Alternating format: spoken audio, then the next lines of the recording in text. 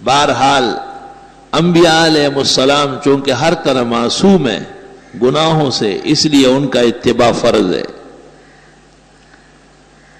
اور حضرات صحابہ کرام رضوان اللہ علیہم اجمعین گناہوں سے معصوم تو نہیں ہے، لیکن ان کی مغفرت کا اعلان ہو چکا ہے۔ ان کا ایمان اور عملی مقام اور بہترین انجام، تین چیزیں قرآن ذکر کرتا ہے۔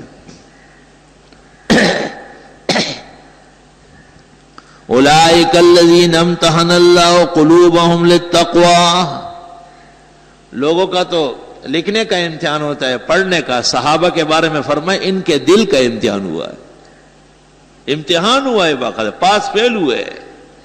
اولئک الذین امتحن اللہ قلوبہم للتقوی، کس جگہ کا امتحان ہے؟ دل کا۔ مضمون کیا ہے؟ تقوی اور پرہیزگاری۔ کتنا باریک مضمون ہے۔ تقوی تو ایسی چیز ہے کہ صبح آدمی کچھ ہوتا ہے، شام کو کچھ ہو جاتا ہے، ہر وقت خطرہ رہتا ہے۔ اللہ فرماتے ہیں کہ صحابہ کے قلوب کا میں نے امتحان لیا۔ امتحان لینے والا کون ہے؟ ممتحن کون ہے؟ اللہ تعالیٰ۔ اور نتیجہ کیا نکلا؟ لہم مغفرۃ، ان کی بخشش ہو گئی، واجر عظیم، اور ان کے لیے اجر ہوگا بہت بڑا۔ اوہو، سب کے سب اول آئے ہیں۔ اجر عظیم کا تو یہ مطلب ہے کہ اس سے آگے کوئی درجہ ہے ہی نہیں۔ جب صحابہ کرام رضوان اللہ علیہم اجمعین کے بارے میں قرآن کہتا ہے کہ یہ امتحان میں کامیاب ہوئے ہیں، یہ اللہ سے ڈرنے والے ہیں، یہ تقوی کے معیار پر پورے اترے ہیں، اللہ نے ان کی مغفرت کر دی ہے اور ان کے لیے بہت بڑے اجر کا فیصلہ ہوا ہے۔ تو صحابہ کرام کی شان میں ان کے مقام اور ادب کے خلاف کلمہ کہنا، یہ اپنے ایمان اور انجام کو برباد کرنے کے مترادف۔ محرم کا مہینہ ہمارے ملک میں صحابہ کے خلاف منایا جاتا ہے، کیونکہ یہود نے ایک سازش کی تھی کہ اگر یہ خلافت خلفائے راشدین کی قائم رہی تو دنیا سے عیسویت اور یہودیت ختم ہو جائے گی۔ اس کے لیے ایک ایسا راستہ اختیار کیا گیا، حضرت علی اور ان کی آل و اولاد سے محبت اور عقیدت کا راستہ، جو حقیقت میں ان سے اور اللہ اور رسول سے دشمنی کا راستہ تھا۔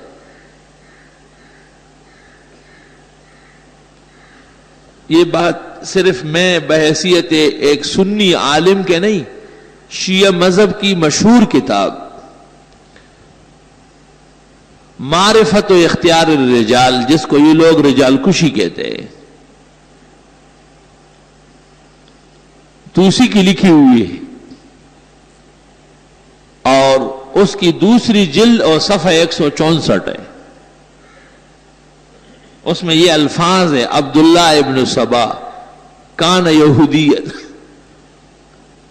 ویشیع فی الاسلام من یہودیتی، عبداللہ ابن سلام یہودی تھا اور یہودیت کی باتیں پھیلاتا تھا۔ وقال فی علی ان اللہ تعالی قد حل فیہ، اور وہ کہتا تھا کہ اللہ تعالی علی میں اترا ہے۔ قال سجاد، امام سجاد جو بہت بڑے امام ہیں ان کے، وہ کہتے ہیں لما تذکرتہ قامت علی شعرتی، جب میں اس کا ذکر کرتا ہوں میرے رونگٹے کھڑے ہو جاتے ہیں، کیسی غلط غلط باتیں کی۔ عبداللہ ابن سبا یہودی۔ علی المرتضیٰ کو جب پتہ چلا کہ یہ اور اس کی جماعت میرے بارے میں ایسی باتیں پھیلاتی ہے، تو حضرت علی نے ان کو آگ میں جلایا۔ تو اس ظالم نے کہا کہ میری بات پھر بھی ثابت ہو گئی، کیونکہ لا يعذب بالنار الا اللہ، آگ کی سزا تو الہ دے سکتا ہے۔ آج ہندوستان میں مسلمانوں کو جلا رہے ہیں، تو عبداللہ ابن سبا کے عقیدے میں سارے ہندو اس کے خدا ہے۔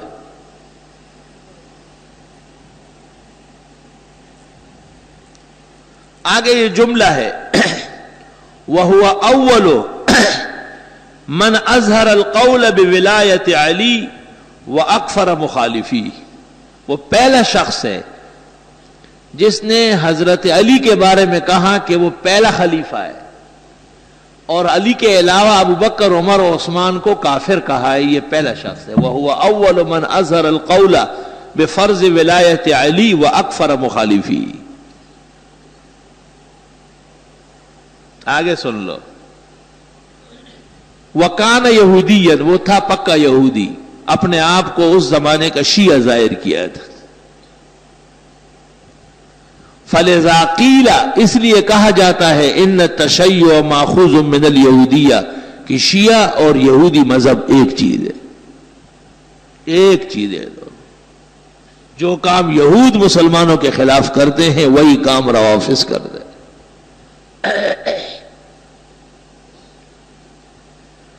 کہتے ہیں جی کوئی ایسی بات نہ کہی جائے کسی کی دل آزاری ہو، یہ ہم کہہ رہے ہیں، یہ تو روافض کی معتبر کتاب معرفت اختیار و معرفت الرجال، دوسری جلد صفحہ 164، جو جس وقت جب دیکھنا چاہے میں دکھاتا ہوں۔ رہ کیا گیا؟ جو باتیں کوئی کہہ ہی نہیں سکتا تھا وہ سب انہوں نے خود کہہ دی۔ فَاعْتَرَفُوا بِذَنبِهِمْ فَسُحْقًا لِأَصْحَابِ السَّعِيرِ۔ ہمارے ملک میں اس مہینے کے اندر کربلائی جو ہے وہ میدان میں آ جاتے ہیں، اور ان کے مرثیے ہوتے ہیں، اور ان کی مجلس اوزائے ہوتی ہے، اور ہمارے پاگل بھی اس میں شریک ہوتے ہیں، وہی دوسروں کے شادی میں عبداللہ دیوانہ۔ اب نہیں، بہت پہلے میں اس محلے سے گزر رہا تھا، تیسری چوتھی گلی سے آگے، تو میرا ایک مقتدی میرے نظر آیا کالے کپڑوں میں، اور اس کے ساتھ دو چار عورتیں ہیں کالے کالے۔ میں رک گیا، میں نے اس سے پوچھا کہ تم وہ نہیں ہو؟ کہا ہوں، تو بالکل ہوں۔ میں نے کہا کہاں چلے گئے؟ بس 2-4 دن کی بات ہے، پھر آ رہا ہوں۔ کوئی خاص فرق نہیں پڑتا، کہا بس 2-4 دن کی بات ہے، محرم گزر جائے گا، پھر میں نے کہا میرے یہاں آ جاؤ، میں ہاتھ سے پکڑ کے نکال دوں گا۔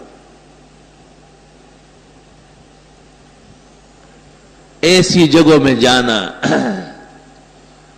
جہاں دین کے خلاف محاذ بنا ہو، اور جہاں قرآن اور سنت کے خلاف بیان ہو رہا ہو، اللہ قرآن میں فرماتے ان کے ساتھ بیٹھنا نہیں، انکم اذم مثلہم، تم بھی ان جیسے سمجھے جاؤ گے۔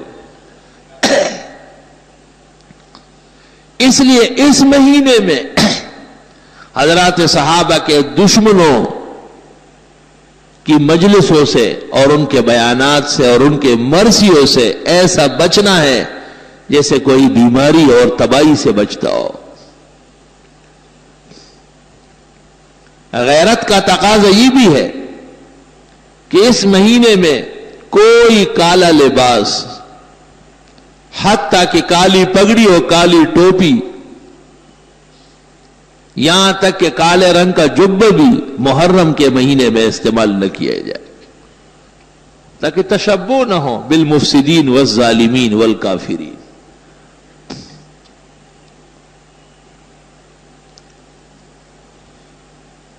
حضرت علی رضی اللہ تعالی عنہ اسلام کا ستون ہے، اور حسن و حسین مسلمانوں کے دل اور جان کے ائمہ ہیں، خیر کے قائدین ہے۔ وہ فاطمہ الزہرا جنت کی مسلمان عورتوں کی سردار ہے، ان کے آداب اور اکرام میں ہمارے ہاں کوئی کمی کسی درجے میں بھی برداشت نہیں، لیکن ان کا ان سے کیا تعلق ہے؟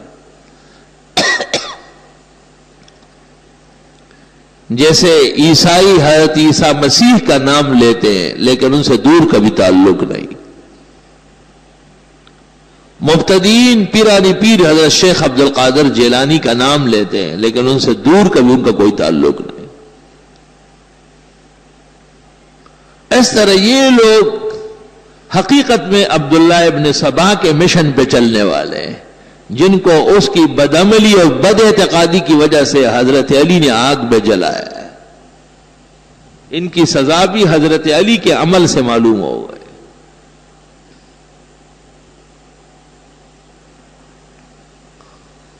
پورے ملک پر ایک قسم کے رفض کی حکومت کا اثر دکھاتے ہیں، پورے ملک پر۔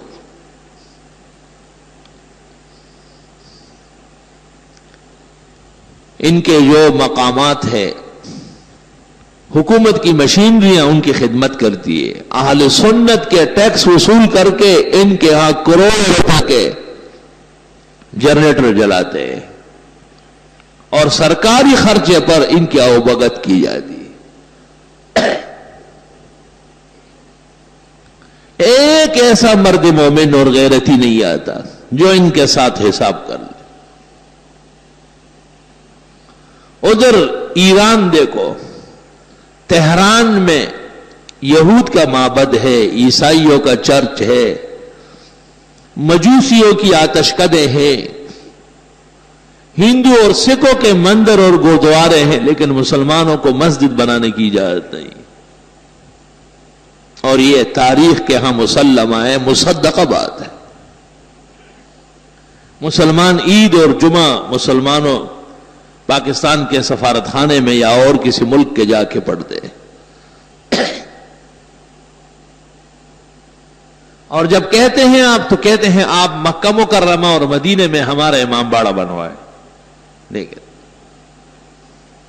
مطلب یہ کہ یہ اپنے تہران کو مکے اور مدینے کے برابر سمجھتے ہیں، تو یہ جائز ہے؟ حضرت علی یا حسن حسین تہران میں پیدا ہوئے تھے، تہران کے ساتھ کیا واسطہ ہے؟ یہی تو سرکش اور باغی کی نشانی ہے کہ غیر ضروری چیز کو طے کر لو اور پھر اس کو اسلام کے مقابلے میں کھڑا کر دو، یہی تو کفار کی نشانی ہے۔ اور کیا ہے؟ سینگ ہوتا ہے کافر کا کیا؟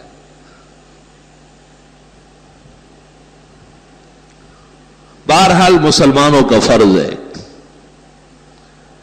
کہ وہ اپنے دینی عقائد ان کا تحفظ کر لے۔ اسلام میں کافر کا وجود برداشت ہے، لیکن باغی کا وجود برداشت نہیں ہے۔ اس لیے جو لوگ اسلام لائے ہیں اور پھر وہ اسلام چھوڑ دے تو انہیں مسلمان نے کہا اسلامی حکم یہ ہے کہ انہیں قتل کیا جاتا ہے، یہ باغی ہے، سرکش ہے۔ لیکن جو ہندو اور سکھ یا یہودی اور عیسائی آباد ہیں وہ رہ سکتے ہیں، ان کا وجود برداشت ہے۔ وجہ یہ ہے کہ اسلام کو اور اسلامی عقائد و اعمال کو جو تکلیف اور صدمہ باغی اور سرکش سے پہنچتا ہے وہ کسی اور چیز سے نہیں پہنچ سکتا ہے۔ اس لیے محرم الحرام کا مہینہ دشمنوں کے طور طریقوں سے منانا جائز نہیں۔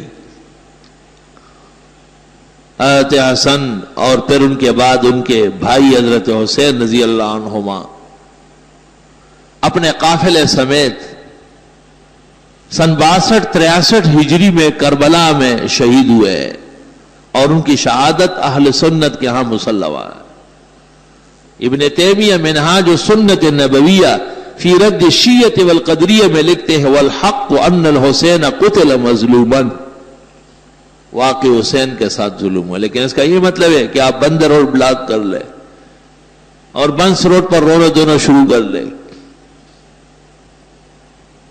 قتل کس نے کیا یہ تو پتہ کرے پہلے۔ ان کی تواریخ سے ثابت ہے کہ قتل ان کے بڑوں نے کیا ہے۔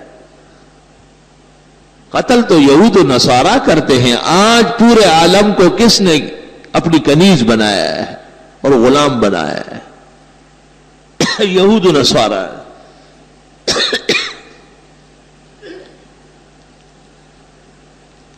نہتے مسلمانوں پر جو بمبار ہو رہا ہے اور ان کی عورتیں اور بچے جھلس کر کے راک ہو جاتے ہیں، یہ خبر روزانہ آپ اور ہم اخبارات میں پڑھتے ہیں، یہ کون کر رہا ہے؟ یہود و نصارہ۔ طالبان کا کیا قصور تھا سوائے اس کے کہ وہ پورے اسلام کے پابند؟ اور اس وقت تک ان کے خلاف کفر کا یلغار مؤثر نہیں ہو سکتا تھا جب تک کہ اپنے لوگ ساتھ نہ ہوئے تھے. اور یہ تاریخ قیامت تک رہے گی کہ ایک دور و زمانہ ایسا آیا کہ کچھ غریب الحال مسلمانوں نے بڑی کوشش کر کے ایک اسلامی ملک بنایا اور یہود و نصارہ کے ایجنٹوں نے مل کر کے اسے سبوتاژ کر دیا. اور یہ کہ جی ہم محفوظ ہو گئے 100% غلط ہے. ہم اب بھی اسی طرح غیر محفوظ ہے اور ان کے رحم و کرم پر ہے. آج وہ پکتیا کے علاقے میں اور خوست میں فارسی اور پشتو میں لکھے ہوئے پرچے گرا رہے ہیں کہ طالبان اور القاعدہ سے ہٹ جاؤ ورنہ مرنے کے لیے تیار ہو جاؤ. وہ وقت دور نہیں ہے کہ یہی پرچے یہاں کراچی اور لاہور اور اسلام آباد میں گریں گے کہ تمہارے ہاں بھی طالبان اور القاعدہ کے لوگ ہیں، ان کو ہمارے حوالے کر دو ورنہ مرنے کے لیے تیار ہو جاؤ. جو جلاتا ہے خود اس کو بھی جلنا ہے ضرور، شمع جل جاتی ہے پروانے کے جل جانے کے بعد. جو دوسروں کے قتل عام پر راضی ہو وہ کبھی بھی بچ نہیں سکتا. اور مسلمانوں کو ہندوستان میں ہندو 200-100 آدمیوں کو ایک جگہ جمع کر کے اس بہانے بلا لیتے کہ ہم تمہیں امن دیتے ہیں، اور پھر دوسری طرف سے ہندوؤں کو بلا کر ان پر تیل چڑھا کر انہیں آگ لگائی جاتی. یہ سب ہم پڑھتے ہیں اخبارات میں. خدا جانے کہ وہ ہماری غیرت اور وہ جذبہ ایمان کہاں چلا گیا. قلب میں سوز نہیں، روح میں احساس نہیں، کچھ بھی پیغام محمد کا تمہیں پاس نہیں. اور ہمارے ماسٹر صاحب نے صرف ایک بیان داغا، بڑا افسوس ہے، ہندوستان کو خیال کرنا چاہیے. یہ بیان ہے، یہ بیان تو اس شخص کا ہونا چاہیے جو کسی ایک کمرے اور ایک گھر کا بڑا ہو. آپ تو پورے ملک کے مسلمانوں کے سربراہ ہے. آپ کا فرض یہ ہے کہ آپ انہیں الٹیمیٹم دے کہ خبردار 24 گھنٹے کے اندر اندر ایک مسلمان اور قتل ہوا تو ہم آپ کے خلاف انتہائی قدم اٹھائیں گے. لیکن آپ کیسے اٹھا سکتے ہیں کہ آپ کسی اور کے ریاست کے بڑے بنے ہوئے ہیں. ریاست امریکہ کی ہے اور ہم اس کے رعایا ہے، اور یہ اس رعایا کا ماسٹر صاحب ہے. فلا حول ولا قوت الا باللہ. افسوس ہمارے بڑے لکھے پڑے لوگ آ جاتے ہیں اور وہ جب بات کر لیتے ہیں تو پتہ چلتا ہے کہ صرف قد و قامت میں بڑا ہے، عقل میں صفر ہے. بظاہر انگریزی کی بہت بڑی ڈگری اس کے پاس ہے لیکن دین میں ایک طفل مکتب کے برابر نہیں ہے. غیرت اور ایمان حقیقت میں ایک ہے. ان الغیرت من الایمان. علماء کو کہا جاتا ہے کہ آپ منبر سے جمعوں کے خطبوں میں دل آزاری نہ کریں. ان کی دل آزاری ہوتی ہے جو اپنے ہاں صحابہ کو کافر اور حضرت عائشہ کو زانیہ اور قرآن کو من گڑت کتاب کہتے ہیں. وہ خیر ہے، وہ ان کا عقیدہ ہے. اور اگر ہم یہاں سے کہیں کہ یہ جھوٹ بول رہے اور غلط کہتے ہیں اور یہ کفار کے عقیدے ہیں تو یہ دل آزاری کی بات ہو گئی. فإلی اللہ المشتقى. وہ تو اپنے ہاں ام المومنین عائشہ صدیقہ اور عثمان اور عمر اور ابوبکر صدیق جیسے کبار اہل ایمان کے خلاف بیان دے، یہ ان کا عقیدہ، اجازت ہے انہیں. اور اگر ہم لوگوں کو یہ کہیں کہ یہ جھوٹ بول رہے، غلط بیانی کرتے، ان کے کسی عقیدے اور فکر کا اسلام میں ثبوت نہیں، تو کہتے ہیں او ہو آج پھر بڑی دل آزاری کی باتیں کہیں. پتہ نہیں دل کس کو کہتے ہیں اور آزار کس کو کہتے ہیں. یہ کمکلوں کی باتیں ہمیں سمجھ نہیں آئی.